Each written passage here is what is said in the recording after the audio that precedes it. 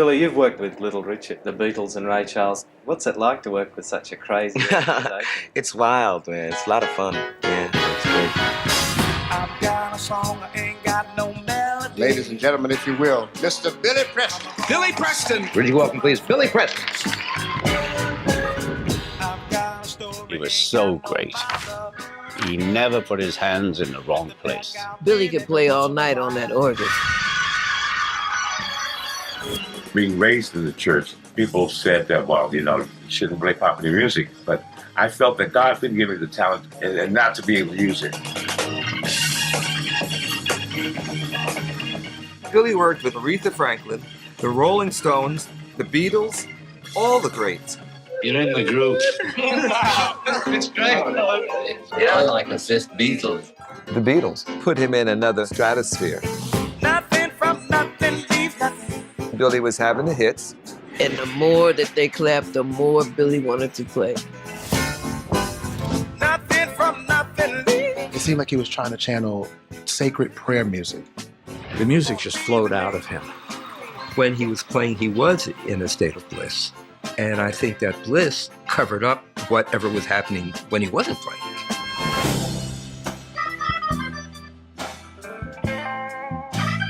Some people are good at hiding who they really are, and then this other person emerges, you know.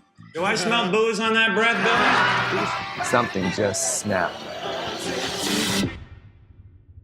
I asked so many times, how did we let this boy get away from us? Billy Preston deserved to be one of the biggest stars in the world because he was just that good.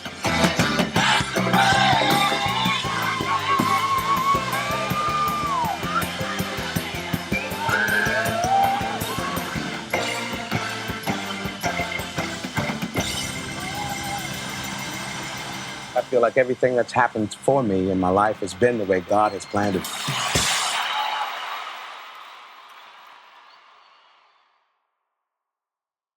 I hear you loud and clear. It sounds really a good. Professional microphone, but I'm only doing it for you. I hope so.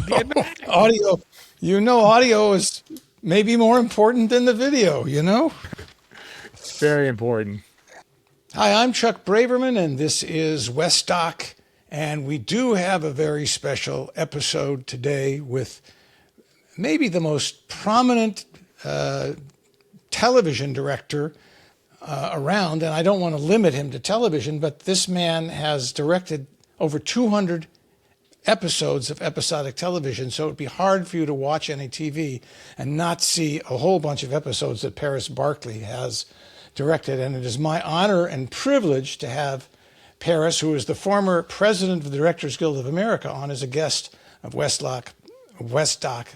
Paris, hello, how are you? Hey, it's my privilege to be with you, Dr. Braverman. I've promoted you to doctor. Thank you. I always ask, first question out of the box is, where are you? What city are you in right now doing this? I am sitting in my office in beautiful Van Nuys, California, which is where I live. How great. Well, you're closer to the DGA headquarters than I am right now. Well, it's still 45 minutes with traffic, but who's counting?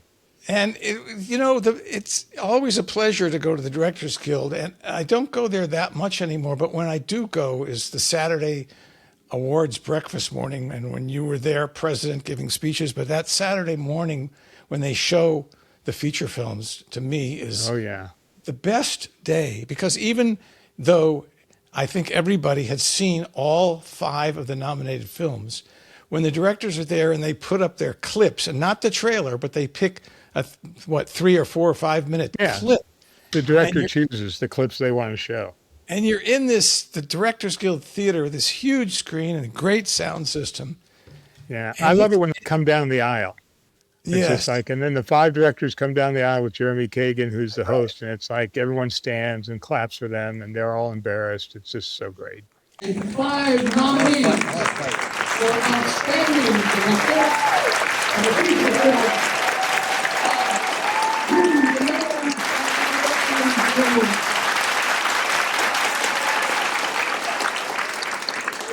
We're here today because of a man. I mean, I got so excited about having you on the show, I didn't even mention the film that we're going to talk about. And what I was going to say, what did the Rolling Stones and the Beatles and Ray Charles and Sly Stone and Aretha Franklin have in common? It's Billy Preston. And the new film, Billy Preston, That's the Way God Planned It, directed and co-written by Paris Barclay. And I should tell you as a disclaimer, back in the day when I was making a lot of films for A&M Records, I was asked to go shoot this young man who at the time I don't think I ever heard of then, even though he was already famous, but he was a new artist at A&M. And I went in and filmed him with a crew of 3 cameras, and it was one of the most exciting nights of my life to see him in a person. You're part of the story because that footage is in the movie. Well, that we actually get to see that part of Billy behind the scenes. He just joined A&M, and it's a great clip, and we thank you for it. Well, Billy certainly was one of the most talented, fabulous singer-songwriters, and the fact that he could, get involved with all these different other superstars and supergroups is amazing. And how did you get involved in the making of this film? Well, it was originally started by the people at White Horse Pictures, by Nigel Sinclair and Jeannie Elfin-Festa, and they do a lot of music docs. They did the Beatles 8 days a week. They did Pavarotti, which I loved. They did the Beach Boys. They did How Do You Mend a Broken Heart with the Bee Gees. So they do this, and they do it really well. And so they asked Stephanie Elaine, who's the producer of Hustle and Flow and other great movies, to come on board, and she brought me on board, because I was familiar with her husband, who's a composer, and, I write music. And anyway, it's a long story. She said, Paris Barclay is the guy to do this. And I said, well, I'm like you. I know Billy Preston. I know the hits. I didn't really know that much of the depth of his relationship with the Beatles, and I knew nothing really of his personal life. So they sent me this book proposal by Daniel Shaw. I read the book proposal and I said, wow, this story is deep. It has so many tributaries, and he's reached so many different people in music. This would be a great story to tell. So I signed on, and then I found more and more about how much Billy and I had in common. And by doing that, my whole heart could go into the movie, because I ended up just loving this guy. Well, doing a little research about you, and I must admit, I didn't know the backstory. I was sort of amazed to see that you actually started in musicals in college at Harvard. You wrote, am I getting this right? Did you write 17 musicals or something? I wrote a lot. I didn't go to class at Harvard, which I now regret. I mean, I had such great teachers, and I just didn't go. Most of what I did was hang out in the Loeb Theater and the Adams House Theater, and I did musicals. And I wrote them because I'd always been writing music, and I sometimes acted in them and sometimes directed them, but mostly I just wanted to do music, and I wanted to grow up to be a composer. I was going to be Black Stephen Sondheim. That was my idea. We needed Black Stephen Sondheim, and I was going to be it, God damn it. So I went to New York after that, thinking I was going to make my career in music, but things changed and I diverged. So when you say you wrote musicals, does that mean you wrote the show and the music, or were you collaborating? Yeah, I did. Mostly I always wrote music, but sometimes I would collaborate with a lyricist. Sometimes I would write the lyrics myself. Often I would have someone else write the book or the libretto of the musical. I did one with my roommate, Arthur Golden, who eventually wrote Memoirs of a Geisha. But before that, we did a musical version of Machiavelli's The Prince. That was just horrible. And he wrote the book, and I wrote the music and the lyrics, and we tried to get it on, and then we just abandoned it. So, yeah, I would collaborate in different ways. I wrote just the music for the Hasty Pudding Show a couple years ago, the famed Hasty Pudding Show. Not a couple of years ago, but a couple of years when I was at Harvard. And, that was just fun for me. That's what I thought I was going to do. I was going to play the keyboards and write musicals. So you got invited into this film and did the research and realized it was a great subject, which it is. And then what did you do? How did you decide what the film was going to be? Because there seemed to be a plethora of potential great material here, right? Well, that's here again. I was fortunate because with Whitehorse they have a lot of ideas and they have a company that has researchers and they have a lot of people at our disposal. But probably the smartest thing we did was bring on Cheo Hadari Coker as a co-writer with me, and he's a musicologist and a writer for many magazines. And he wrote the book on Notorious B.I.G. and etc. And he and I basically crafted a treatment just based on the research before we talked to anybody of what the movie could be. And that's the way, you normally start. You have this sort of plot and it's in 3 acts basically. But then you start to do more research in the interviews and the plot changes, which is what, documentaries. That's what I love about a documentary is the story takes over and becomes what it's supposed to become. And that was the case in this one. The more research we did, and the more people we met, the more we realized the story was a little different than we imagined. Was it Ray Charles, that the amazing clip with Billy when he's like 5 years old or something at the piano on national television? Did you stumble? With Nat King Cole. It was Nat King Cole. And so when you saw that, did you just totally freak out? I loved it. I always thought, we should start the movie with this, but we decided to start with That's the Way God Planned It, which I think was a wiser choice. But no, he was on the Nat King Cole show because he and Nat King Cole had already done a movie. I mean, the kid is 10 years old, and he's been in a movie playing the younger version of W.C. Handy, and Nat King Cole was the older version. And Nat King Cole invites him to come on the show and play. And it's like this kid, as David Rich says in the movie, he was just made for show business. He was just a born performer. And so that sort of young Billy Preston with that smile and the way that he plays, the bounce and the way his fingers glide, it's all there already. At 10 years old. It's pretty amazing.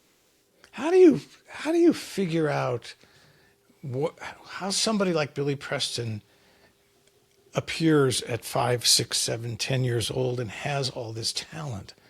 Where did it come from? How does that happen? It's a weird thing, isn't it? Because most of us Billy Preston, it came from God. He was brought up in a very religious family, and he said over and over again in interviews that his talent was God-given, and it was his job to use that God-given talent wherever he could.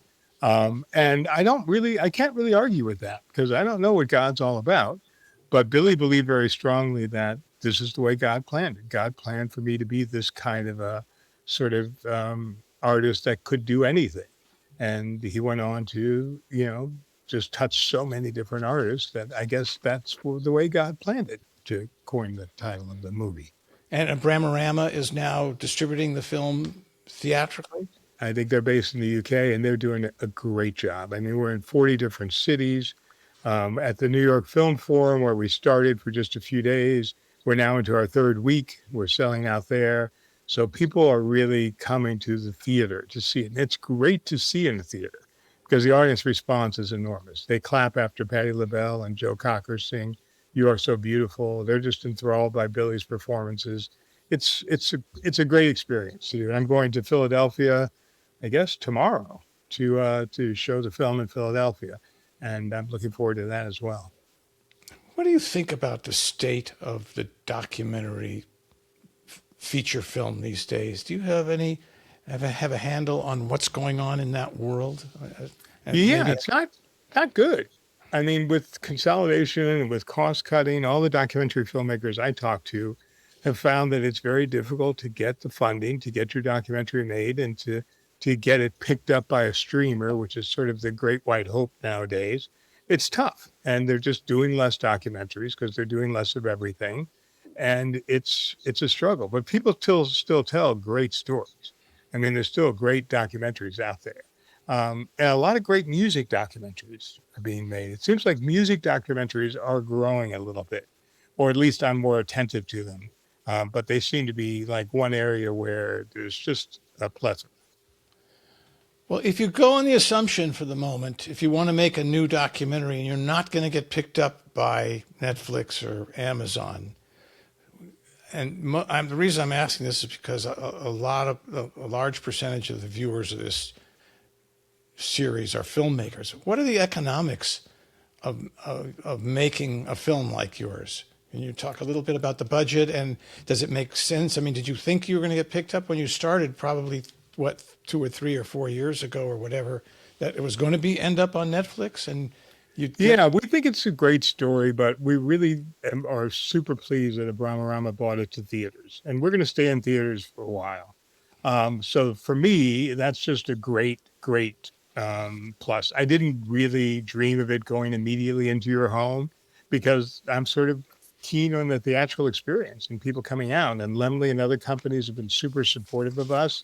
And I just love that. I mean, it's easy to say, let's put on a documentary and hopefully sell it to Netflix. But in a way, I love the way this is rolling out now. It's an expensive documentary. I won't go into the exact numbers, but when you see the film clips that are in this, the broad swath of music that we have, this is not a documentary that was made on the cheap. White Horse and Company, we had Chicago Media Project and Concord and lots of other producers here who supported us. It took a bit. I'm not sure every documentarian can get the resources that we were able to marshal. But Billy Preston's story also touched a lot of people.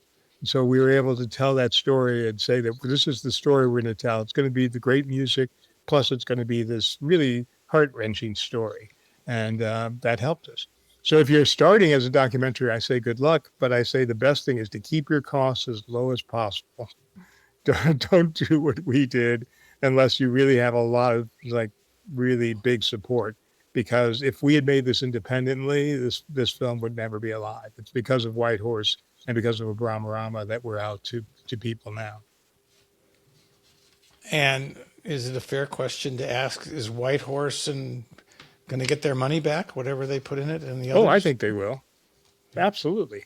I mean, I'm working very hard every day and I'm doing interviews and I'm beating the bushes to get butts in the seats. But I think the documentary is undeniable. The reviews we've gotten have been excellent. Getting an excellent review from the New York Times, Billboard, and Rolling Stone has helped us. So people are starting to find it. And I think this will be an investment that will end up being quite shrewd. I certainly hope so. And I think it's totally deserving and it's a wonderful film. There's a line in the... But to you, though, I have to say, Chuck, because there's a Little America time capsule in the movie. There's one sequence there, and I was very inspired by America and Time Capsule because I remember seeing that. I don't think I saw it on the Smothers Brothers show, which I think is where it premiered. Is that correct? Where it was really originally shown, but I've seen it afterwards. It's been very influential. And so the little sequence where we do Billy's downfall is a little time capsule. I mean, we said, how quick can we do this? How much information can the audience take?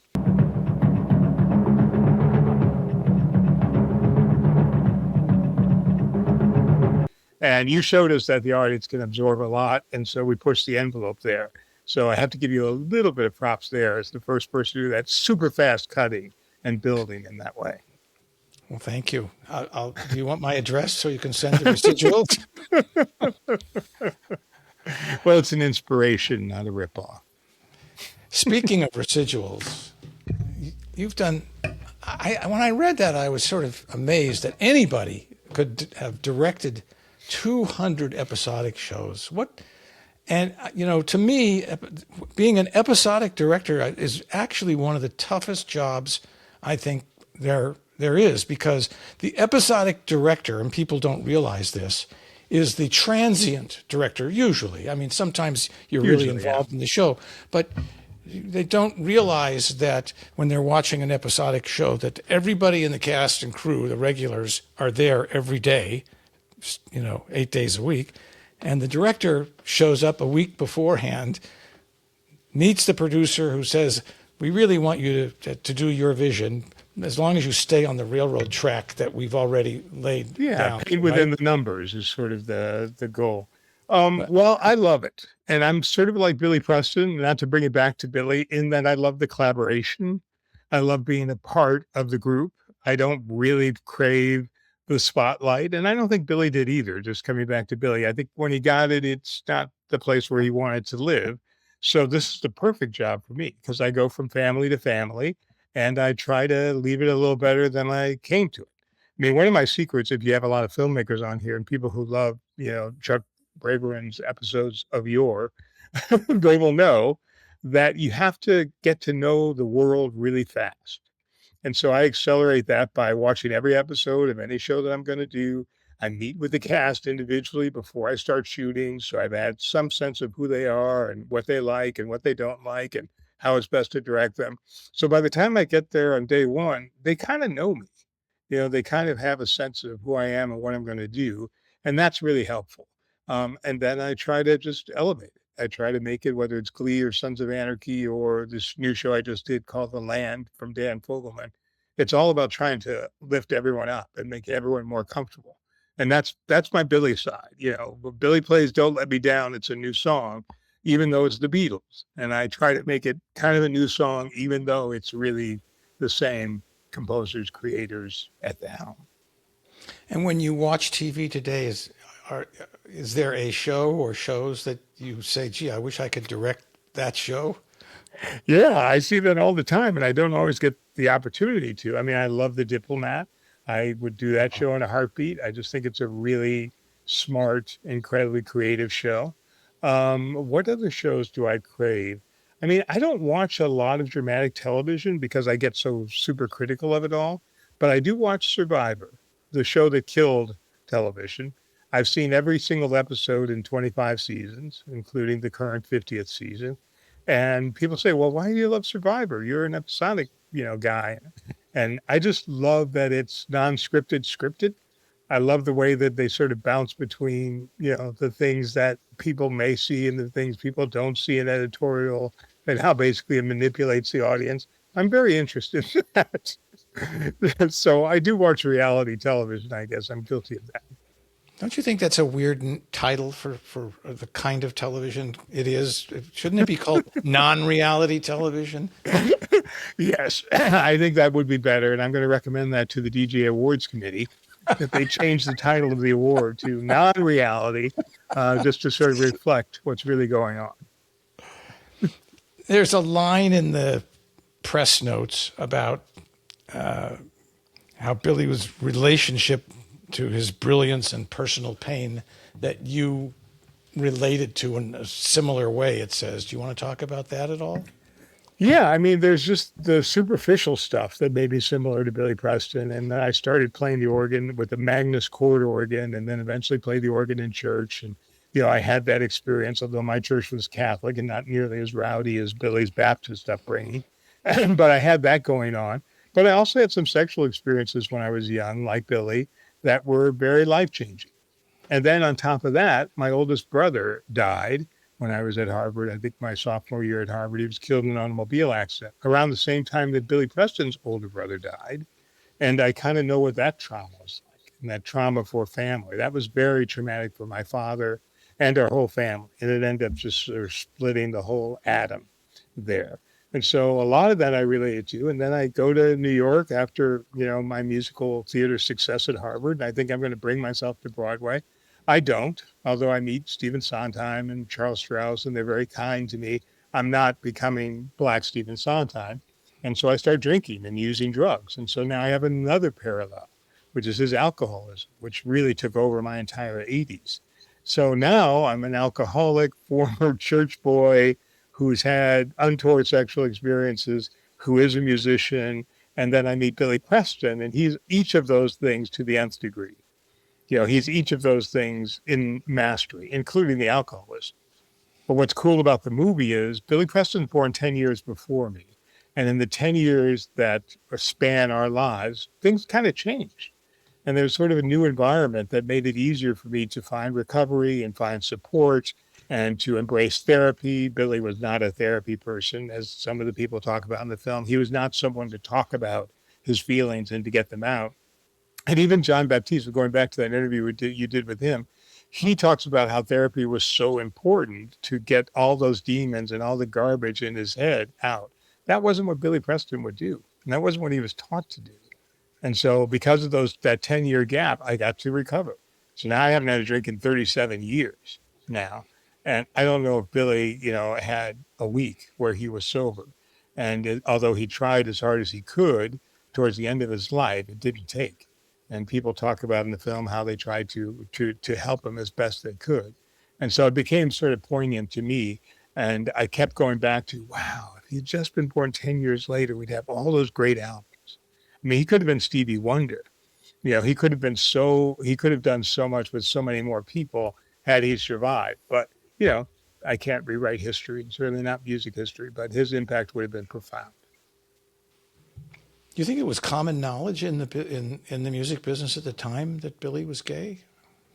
Oh, yeah. They talk about it in the film. I mean, as Olivia Harrison, George Harrison's wife, says, everyone knew Billy was gay. I mean, they knew it, but Billy was not going to be openly gay, because how can you be an openly gay recording artist in 1967? You know, you can't really do that. Even Little Richard was sort of coded and sometimes closeted and back and forth, and Little Richard was sort of one of his idols. But Billy Preston sat between Little Richard and Ray Charles. So you have this, you know, very masculine, very strong Ray Charles, and this very, how shall I say, let's say zany. This zany and sometimes effeminate Little Richard. And you have these two people who are sort of his icons and mentors as he develops. And I think what he learned is it's better to just shut up. It's better to keep it quiet. I mean, it's better not to talk about what's really going on and just live with it and go through your life. But his close friends knew. I mean, there's so many in the film that thought, oh, yeah, everyone knew. But it's not going to be an industry story because he felt that would stop his recording career cold. What do you think? What do you hope that this film will do? What is it supposed to do? My hope is that the film will be, if not a wake-up call, it'll just make people think about how they would deal with the next Billy Preston. You know, whether that's Lil Nas X or whoever the next Billy Preston, the next iconic, superstar, talented person, or the next person you love who's extremely talented. How will you help them, and what effort would you make to really help them? And I have said in interviews now, this film makes me think differently about my relationship with Corey Monteith on Glee, who I did not extend myself to, even though I've been sober a long time. I mean, maybe I would have had an influence, maybe not, but I know I didn't try. And I'm hoping that a film like this will make us think that, is it worth trying? Is this someone we love? And can we, as Sandra Crouch says in the film, can we, you know, lose a friend to save a life? That's sort of what I really hope. I hope people will look at people who are struggling, whether it's alcoholism or whether it's struggling with their sexuality, with a little bit more tolerance, a little bit more patience, and a little bit more action on our part. And if it does that, I think it's an enormous possible success, more than getting a streaming deal in Netflix. It's a success if it actually helps save lives, because people are inspired saying, gosh, I could do more. I could try harder. I could reach them. And if they could say that, that would be awesome. I'm so happy that we were able to get you to come on Westock and talk about the new film, Billy Preston, and your directing experience and all your other experiences. It's really been a pleasure. Thank you so much, Paris Barclay. Thank you.